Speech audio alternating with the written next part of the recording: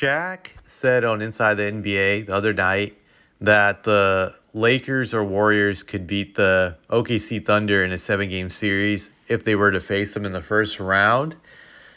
And how do I feel about this? I hate to agree with Shaq.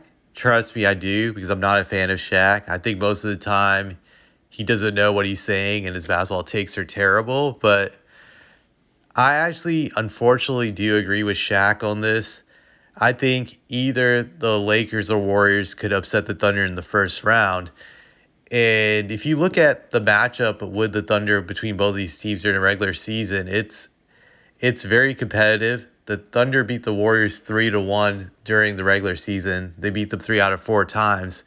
But outside of one game in which they blew them out, all the other games were very close. The margin of victory and defeat was very, very thin.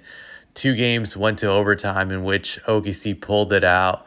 Their one loss at Warriors was like by only 2 points. So it's very competitive when they play the Warriors. That's definitely, I think, would be a competitive series. Also, they don't match well with the Lakers. The Lakers this year have been 3-1 against them during the regular season. I've only watched one of the games in which they played the Lakers, and that was like the most recent game. But what really stood out to me in that game was how Chet really struggles against Anthony Davis. He can get easily flustered by him. And just by the Lakers' quick double teams, I could see the frustration. Just he couldn't break free of them. It was just a terrible matchup, and he struggled. He struggled big time. So I looked into like the box scores from all the other games they played against the Lakers this year. In just about every game, Chet Holmgren really struggled. He had one solid game in which he got 18 points on above 50% shooting. That was like the one game where they beat the Lakers. But the other games, he shot really poorly for a big man. I feel a big man has to shoot at least around 50% consistently to be effective in this NBA. And you should. The league is skewed for big men to shoot higher percentages today versus back in the day. So he's shooting very poorly in these games against the Lakers. He's had 2 games where he shot 44 overall from the field. And in his most recent game, he shot 42 overall from the field. That's not going to cut it against the Lakers, against Anthony Davis. He has to play a lot better. He has to be a lot more efficient. I think they can't win a series against the Lakers without Chet playing efficient against the Lakers. They really need him to play good enough that he's making a good contribution. I would say it's unrealistic to expect him to outplay Anthony Davis at his age. Anthony Davis is still in his prime. He's more experienced.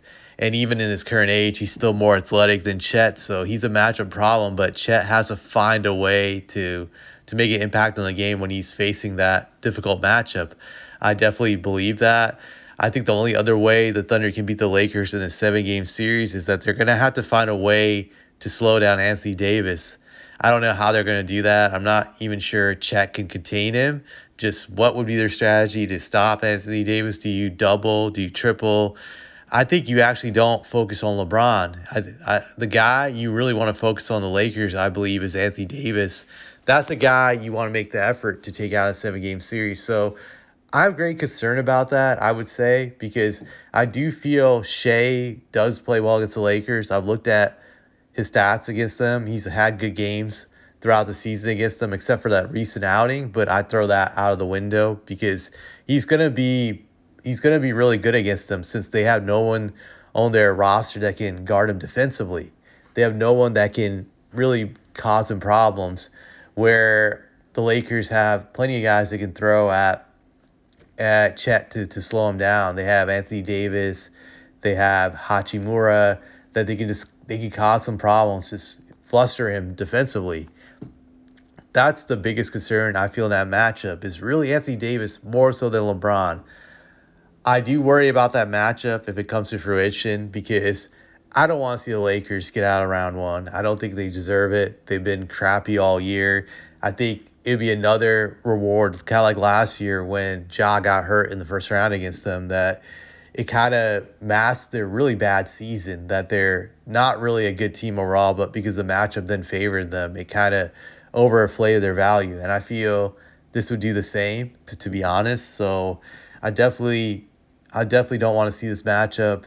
Could OKC pull it out? Yes, they could, but I think it's going to take some moxie, and they're going to have to not be faced in these situations where they're going to face adversity against the Lakers. I think too many teams, especially young teams, melt against the Lakers. They don't know how to take care of business due to inexperience, and I think it's just the pressure and the bright lights that gets to a lot of them from what I've seen. It's very, very frustrating, but OKC will have to find some way to solve this problem if they match up with them. I think the Lakers would be the favorites to win that series. It's just not a good matchup. Now going to the Warriors, I think the Warriors are actually an easier matchup for OKC. But could the Warriors upset them? Absolutely, absolutely. Just even though that OKC went 3-1 against them, that season series was very close. As we've seen before last year, especially that young teams during the playoffs, inexperienced teams tend to fold up against the Warriors. They choke, they get scared. Draymond Green intimidates them. We saw what he did to Sabonis last year. Just he took his soul. Just I've seen this story before. I saw it against the Grizzlies a few years ago. That Memphis team should have beaten them 2 years ago in the playoffs. They had the home court advantage. They still managed to lose, which was pathetic. Just straight up pathetic. It was a very frustrating series to watch, to be honest. So it's a possibility. I still favor the Thunder in a series against the Warriors more so than the Lakers, but the Warriors can use their experience and put OKC in a pressure situation in which they could melt due to their youth and inexperience, that it could be too much for them and they fold, much like the Kings folded last year in Game 7 when, excuse me, they should have won. They should have won that game last year for sure. So I do believe that those two teams are and will be a problem for OKC if they face them in the playoffs. Hopefully it doesn't happen. To be honest, I want the Nuggets to clinch that number 1 seed because I think the Nuggets would wipe the floor with either the Lakers or the Warriors.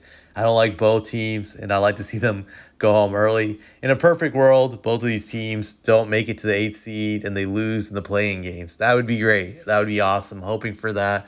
But one thing to keep an eye on, if Denver clinches that number 1 seed, I don't think either the Warriors or Lakers will be anxious to get into the playoffs. Maybe they still want to do it out of pride, but I'm not so sure either would be thrilled to play them.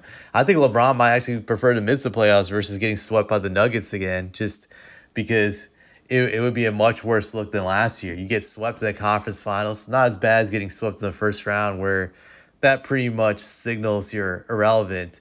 Whereas in the past, when LeBron got swept in the finals, he could always have that pride of being some kind of martyr who went down on the sword, like the media tried to hype up. And he would do it too, to be honest.